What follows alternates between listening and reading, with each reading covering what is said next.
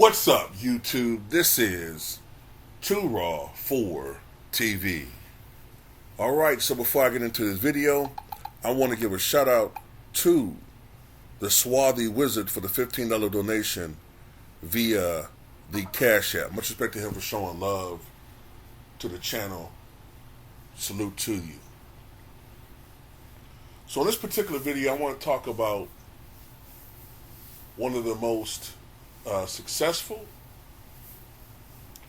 and one of the most important hip-hop groups of all time. You can make an argument that pound for pound, they are the most talented hip-hop group to ever hit the scene. I'm talking about none other than the Wu-Tang Clan. Last November marked the 30th anniversary of their first official album as a collective. Although they had some other albums before that, the Wu-Tang as we know it first debuted in November of 1993. One of the greatest albums ever. Enter the Wu-Tang 36 Chambers. One of the greatest hip-hop albums ever. Now before that, they had a different name. As a matter of fact, it was just three guys at the beginning. The one that we know as the RZA, the late Old Dirty Bastard, and the one that we know as GZA were part of a different group.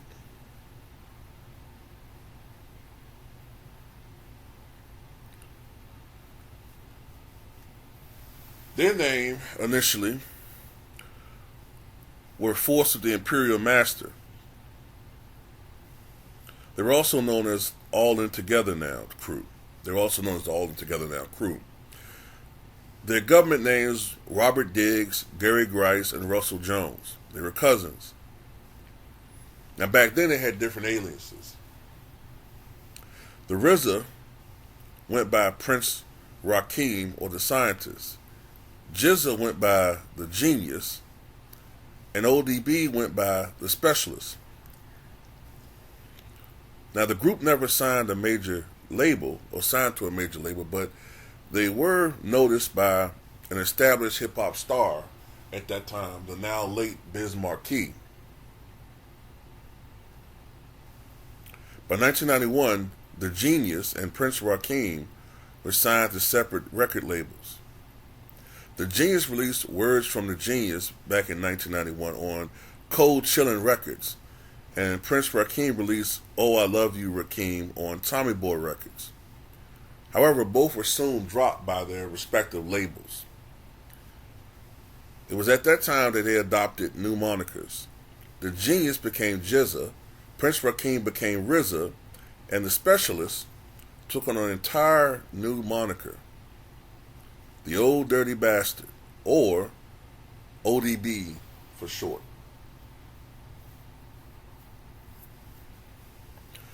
RZA began collaborating with a man by the name of Dennis Coles, who you would know as Ghostface Killah.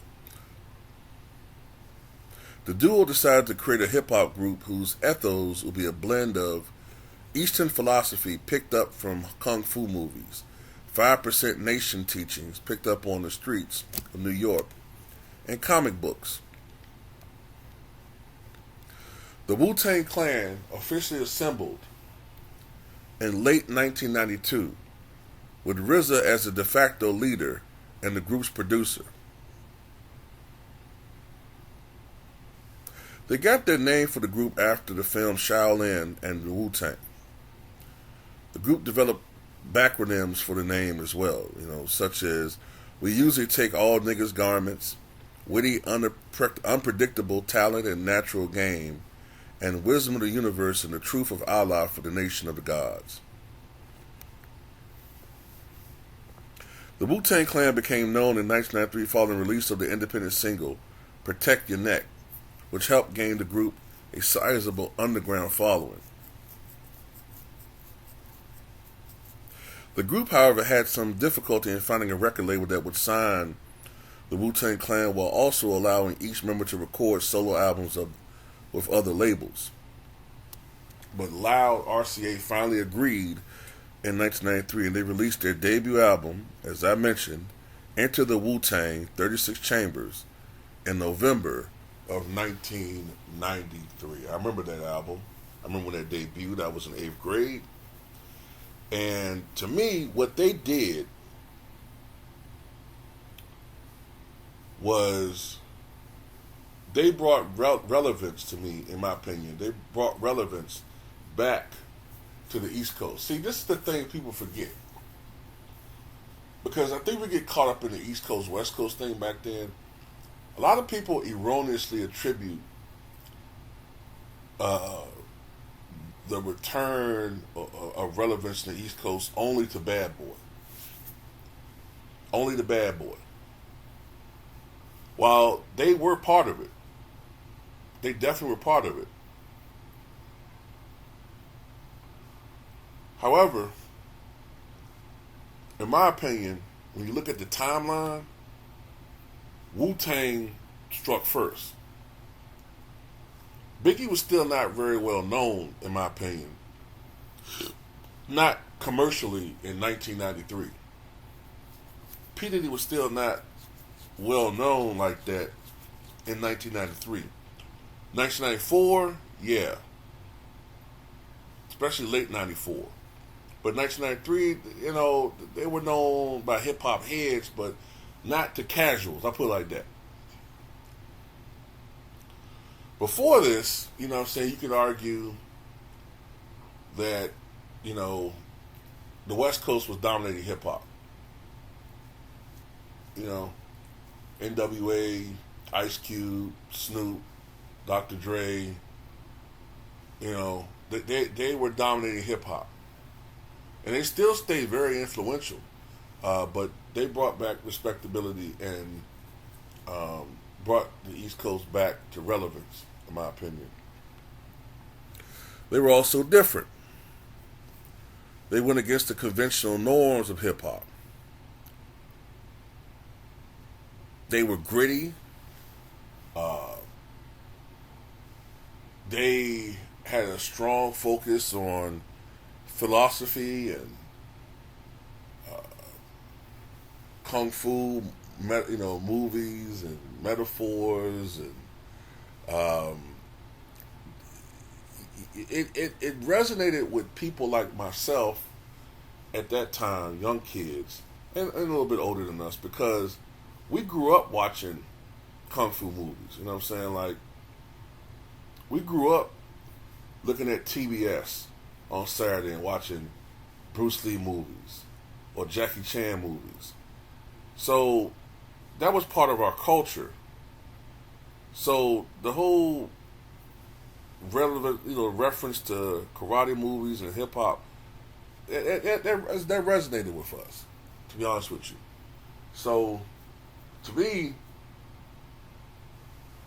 the Wu-Tang Clan from 1994 to 1997, they definitely was not something to fuck with. The Wu-Tang Clan ain't nothing to fuck with. The most dominating personality, of course, was the ODB. RZA was their leader, but the ODB was the breakaway star, in my opinion. He was the wildest of the group. You know what I'm saying? He was definitely the wildest. And I just remember him always been in some type of legal trouble or saying something extraordinarily politically incorrect. I think I remember on one of his albums, I forget which one it is, someone who was an absolute Wu-Tang head will remember, but one of his albums, he had a picture of his official food stamp ID or something like that. His food stamp card, I should say. And, you know, one of the things about him is he's one guy you could say that money never changed. He was always Russell Jones. He was always going to be himself. And he was definitely someone I was rooting for when I began to understand as I got a little older, and you had time to read a little bit more about these guys' lives. That he had so many issues, man. Like especially his drug addiction. He seemed to have a cocaine addiction, and that really concerned me. And I remember back in 2003, I think it was 2003 into 2004. I remember reading that he was going to be released from prison, and he was going to sign this $1 million deal with Rockefeller. And I remember saying to myself, man, that might be the last thing he needs right now. Because I remember him being featured on a reality show or some interview show or something back then. And he was struggling. He was struggling with staying sober. And one of the worst things you could do is give a guy like that a whole bunch of money and putting him in positions where he can be vulnerable. I didn't think he needed that at that time. And I remember that sad occasion. I think it was November 2004. I looked at the news and I saw his picture, and I think it was 1968 to 2004. And apparently what happened was, if I'm not mistaken, I think he took a flight and he swallowed, I think it was a bag of cocaine. I don't know how much it was, but he swallowed it. Unfortunately for him, when he was at the studio the next day, apparently that bag, probably due to the stomach acid in his stomach, it bust open. And all of that cocaine, all of it went into his system. And it killed him. He had a fatal overdose. If I'm not mistaken, a fatal overdose, and he died. And he's still missed to this day, man. One of my favorite songs is Brooklyn Zoo. That's one of my favorite songs. I haven't mentioned the entire Wu-Tang Clan. GZA, RZA, The Old Dirty Bastard, Method Man, You God, Inspector Deck, Ghostface Killer, Raekwon the Chef, and Master Killer. And later on, in the 2000 period, Capadonna became an official member as well. And they put out a lot of music, man. A lot of music. As a matter of fact, you could make an argument that they may have oversaturated the hip hop scene with music, which could kind of lead a person to kind of get a little I don't want to say get tired of them, but you can make an argument that they kind of hurt themselves putting out too much content. But at the end of the day, people always gonna love them, man. They just had so many damn great songs, man. Cream, Cash Rules Everything Around Me, Dollar Dollar Bill, y'all. I mean, it just has so many classic songs, man. Let me see if I can look at their a list of. Let me see if I can find something right quick.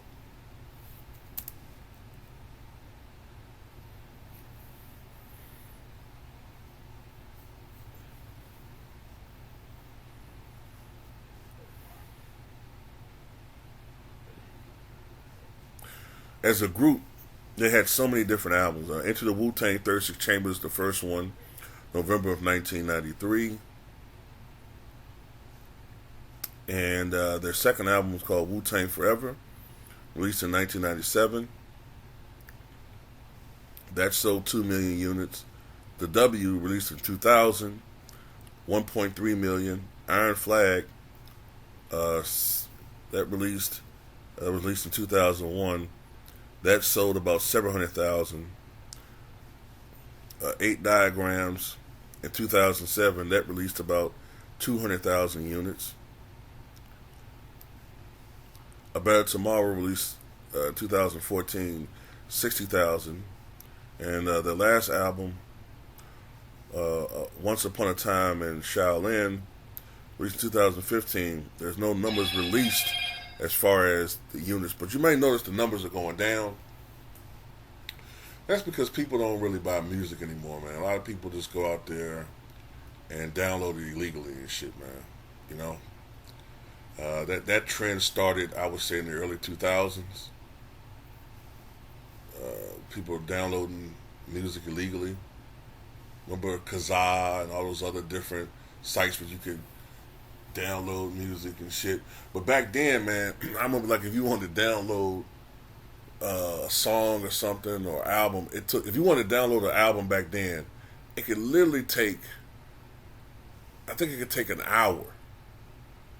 Now you could download a whole damn album in probably like 10 seconds or some shit. If you want to download porn and shit, it took like 2 hours. Now, if you want to download a porn movie, it takes probably less than 10 seconds. So it's just it's gotten easier to cheat and shit. But I just want to show some love to the Wu-Tang Clan, man. One of the greatest groups ever. I mean, all the members, you know what I'm saying, put out classic albums, man. Method Man, I think his album, what was his debut? Takao. And they all put them out at the same, like almost at the same time. I think, like I said, Method Man's was Takao.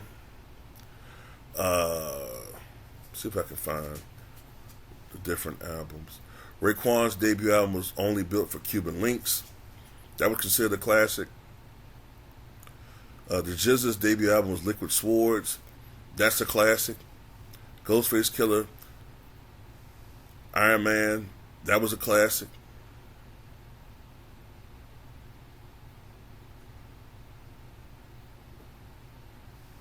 ODB's Return to the 36 Chambers, the dirty version. That was a classic. Capadonna, who would later become an official member, was on Raekwon's debut album. And RZA's skill as a producer and beat maker caused him to be able to work with different rappers and even work with movie studios, and you know, and it just was a beautiful thing to watch, man. That's when hip hop was beautiful, man, because it was right before hip hop sold out. It was right before hip hop sold out. It was becoming mainstream, successful, but these rappers were still, for the most part, were sticking to their culture. They still were representing their culture. Sometime after, I would say 2000, it started changing a little bit. You know, like, the music wasn't meaning much anymore. It was starting to become more about always beefing with another rapper, or a rapper purposely antagonizing his listener, talking about how if you listen to the songs, the listener ain't shit unless you got what I got. And it's just evolved into the bullshit we got today, man. But anyway, that's all I got to talk about. You know what I'm saying? Give me your thoughts, man. Especially those of you who are huge Wu-Tang Clan fans. You know what I'm saying?